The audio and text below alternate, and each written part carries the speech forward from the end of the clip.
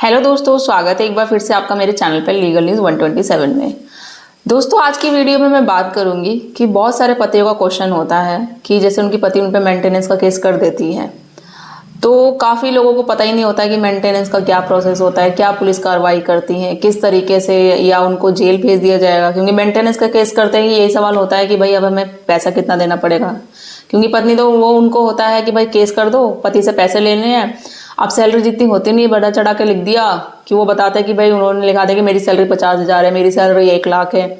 तो क्या प्रोसेस होगा, किस हिसाब से मेंटेनेंस का प्रोसेस होता है, पुलिस क्या कार्रवाई करती है, क्या सच में हमें जेल जाना पड़ेगा अगर हम पैसे नहीं देंगे। तो ये सारे क्वेश्चन है जो दिमाग में चलते रहते हैं। ठीक है, तो आज की वीडियो में मैं इसी टॉपिक पे बात करूंगी। मैं जो आपका प्रोसेस है मेंटेनेंस का, क्या होता है, किस तरीके से पुलिस कार्रवाई करती है, वो मैं बताऊंगी, ताकि आप भी अवेयर हो सके कि क्या क्या होता है इसमें। मैं कोशिश करूंगी जितना हो सके मैं आपको बताऊं। और आप मेरे चैनल पर नए जुड़े हैं तो चैनल को लाइक करना, शेयर करना, सब्सक्राइब करना बिल्कुल मत भूलिए, और साथ ही बेल आइकन दबा दीजिए ताकि आपको टाइम टाइम पे मेरे वीडियो की नोटिफिकेशन भी मिलती रहे। दोस्तों, होता क्या ना, जब वैसे ही जैसे हस्बैंड वाइफ में डिस्प्यूट हुआ तो पत्नी छोड़ के चली गई ससुराल को, मायके में रहने लग गई। अब भाई जिन्हें पता होता पत्नी को, वो तो सीधा साथ साथ बीवी के साथ मेंटेनेंस के साथ भाई केस लगा दिया कि पैसे लेने हैं। और आप पता होता क्या है, अगर फॉर एग्जाम्पल अगर उसने 498 का केस किया है, ये डीबी का किया है, कोई भी किया है, अब उसको पता नहीं कि भाई मेंटेनेंस का केस भी किया जाता है, पैसे भी लिए जाते हैं। 1 साल हो गया, 2 साल हो गया, जब बाद में पता चला नहीं भाई ऐसा भी होता है, तो वो कर देती है। और क्या करती है फिर, बड़ा चढ़ा के, अगर फॉर एग्जाम्पल हस्बैंड की सैलरी 10 है, 12,000 है, वो क्या करेगी कि 50,000 लिखवा देगी, 1 लाख लिखवा देगी। ठीक है, इसलिए कि उनको ये लगता है कि मेंटेनेंस मतलब पैसा मिलना है और मैं जितना बोलूंगी उस हिसाब से मुझे वोट दिलवाएगा। ठीक है, तो ऐसा बिल्कुल नहीं होता है। अब अगर मैं बात करूं कि भाई इसका प्रोसेस क्या होता है, किस हिसाब से होता है। फॉर एग्जांपल, अब मेंटेनेंस का केस कर दिया, आप पे नोटिस चला गया, संबंध चला गया, वाइफ द्वारा भेज दिया गया कि भाई ऐसे ऐसे है।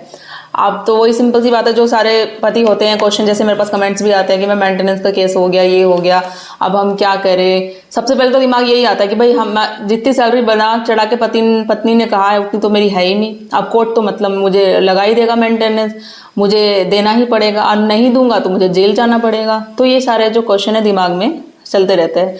तो देखिए, पहली बात तो मैं यही बोलूंगी, इसमें डरने और कुछ वाली बात नहीं है। ठीक है, कि आप डरोगे, सोचोगे भाई क्या करूं क्या नहीं, और मैं कोर्ट में नहीं जाऊंगा तो जेल जाना पड़ेगा। देखो, ये सारी बातें नहीं होती है। फॉर एग्जाम्पल देखो, मैं अगर बता भी दूं, पहले बात हम बात करते हैं टॉपिक पे जेल जाने वाली पे, क्योंकि बहुत पतियों का क्वेश्चन यही होता है कि हम क्या, अगर पैसे नहीं देंगे तो क्या जेल में जाना पड़ेगा।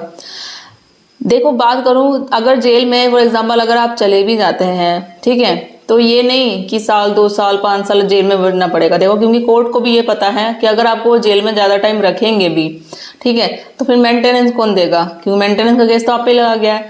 तो जब डराने धमकाने के लिए अगर अब किया भी जाता है तो वो 1 महीने के लिए, ज्यादा 2 महीने के लिए, फिर वो बाद में छोड़ दिया जाता है। क्योंकि जब आप जेल में रहोगे तो फिर पैसे कौन देगा। तो ऐसा नहीं है कि रखा जाएगा। और वो जो ये जेल वाली है ना, वो एक ही रियल चेंज चांस जाता है। ऐसा नहीं है कि तुरंत आपने बोल दिया नहीं है मेरे पास पैसा नहीं दूंगा तो भाई चलो उठा के से जेल में डाल दो, तो ऐसा नहीं होता है। और बात रही अब इसका होता क्या है, इसमें क्या होता है, देखो अगर मेंटेनेंस केस लगा है तो सबसे पहले मैं ये कहूंगी कि आपको जाना है। अगर आप जाओगे तो कंटेस्टेड हो जाएगा, नहीं जाओगे तो एक्स पार्टी हो जाएगा। अब कंटेस्टेड में यही है कि दोनों भाई आप हस्बैंड वाइफ हो, बात हो रही है, सब हो रही है। नहीं जा रहे हो तो भाई एक्स पार्टी हो गया। फिर वो पत्नी क्या कर रही है, हमेशा केसेस पे जा रही है, डेट पे जा रही है, संबंध में संबंध नोटिस भिजवा रही है। एक्स पार्टी फॉर एग्जाम्पल हो गया है। एक्स पार्टी होने के बाद क्या है फिर कि इसमें कि क्या होता है, एक्स पार्टी जब हो गया ना, तो यही क्वेश्चन आ जाएगा भाई कि जेल में जाना पड़ेगा। पत्नी वही है कि उसके बाद नोटिस पे नोटिस भिजवा रही है, पुलिस भी आपको देख रही है कि भाई आप तो जैसे आ ही नहीं रहे हो। फिर इसमें सिचुएशन बड़ी वो हो जाती है, एक बोलते ना टिपिकल हो जाती है। इसमें फिर आप क्या कर सकते, इसमें फिर आपको क्या हो जाएगा, एक NVW का भी हो जाएगा, मतलब नॉन वर्बल वारंट। आपको पुलिस देखेगी भाई जेल में जाने के लिए कि भाई बंदा आ ही नहीं रहा है, डेट पे नहीं आ रहा है, वो एक वारंट इशू हो जाएगा। अब इस करने के लिए, एक्स पार्टी को करने के लिए, रिकॉल करने के लिए आप हाई कोर्ट में कर सकते हो, अपील कर सकते हो। ठीक है, इसमें आपको स्टे मिल जाएगा, जो आप कहना चाहते हो उसकी आपकी बातें भी रखी जाएगी, सुनी भी जाएगी। ठीक है, तो आप हाई कोर्ट में अपील कर सकते हो डायरेक्ट एक्स पार्टी को रिकॉल कराने के लिए। ठीक है, तो ये चीज़ होता है, अगर आप जो चाहो वो सारी चीज़ें हैं आपकी सुनी जाएगी। क्योंकि जब एक्स पार्टी हो गया तो ये हो जाता है, मतलब एक तरफा हो जाता है। क्योंकि जो अगर वाइफ कह रही है, वाइफ की बातों को ही सुना जाएगा। फिर एक क्या है, अगर एग्जाम आप नहीं आते हो ना, तो एक समझ लो 1 साल के बाद जब केस वेस स्टार्ट हो गया, मेंटेनेंस का लग गया, जो भी डिसीजन हो रहा है, ठीक है, तो एक अमाउंट मेंटेनेंस का डिसाइड हो जाएगा। आप नहीं भी आते हो ना तो नोटिस के थ्रू आपके घर पे भेजा जाएगा संबंध, उसमें लिखा जाएगा कि इतना मेंटेनेंस का अमाउंट है, इतना आपको देना पड़ेगा। सारी चीज़ें घर पे जाते हैं, पुलिस वाले देखते हैं भाई इन्हें है ही नहीं यहाँ से, आप चले जाते हो कहीं छोड़ के और कहीं रहने लग जाते हो। जैसे देखा जाता है कि भाई अब तो एक्सपायरी हो गया, नॉन अवेलेबल वारंट भी इशू हो गया कि जेल में ले जाने के लिए।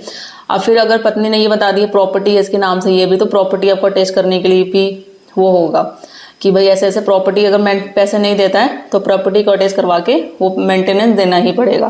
फिर वाइफ ये भी बोल सकती है कि भाई प्रॉपर्टी की बात आ गई, अब अटैच तो करना पड़ेगा। वो पुलिस वालों को ये बता दे कि देखो अब ये वाला केस है तो वो यहाँ पर आएगा ही आएगा ज़रूर, तो वहाँ से वो बता दे कि इस डेट पर है वो आएगा, तो वहाँ से भी फिर पुलिस वाले ले जाके कोर्ट में आपको पेश कर देंगे। देखो क्योंकि पुलिस वाले की मेन ड्यूटी है, उनको बोला गया है वारंट इशू है, तो वो करके डायरेक्ट पता चल जाएगा कि हाँ ऐसे ऐसे है, इस डेट को वो अवेलेबल है, पक्का ज़रूर आएगा, ठीक है, तो वो हो जाएगा ऐसे।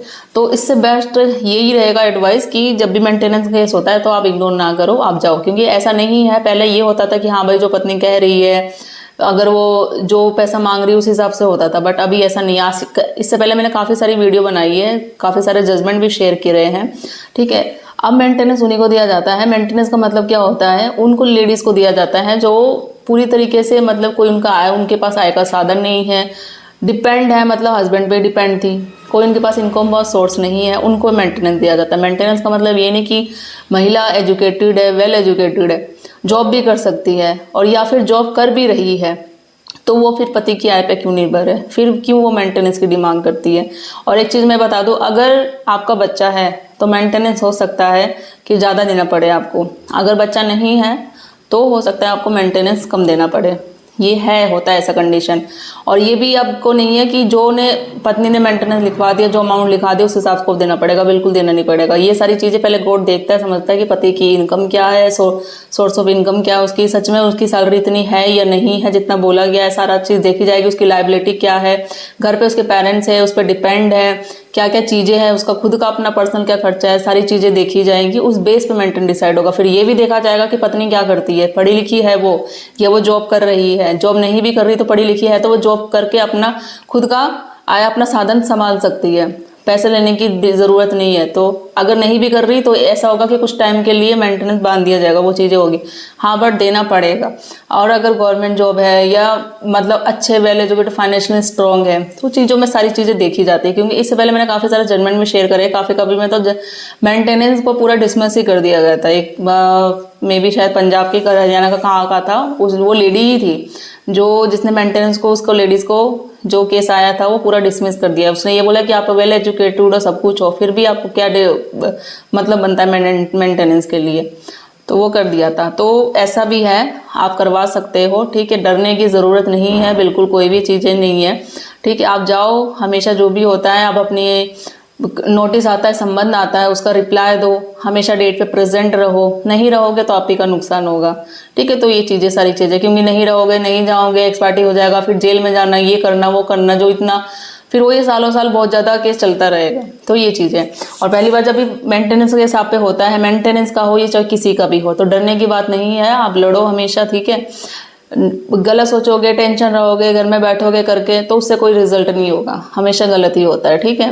गलत सोचोगे गलत ही होगा, अच्छा सोचो, भी पॉजिटिव रहो तो पॉजिटिव होगा।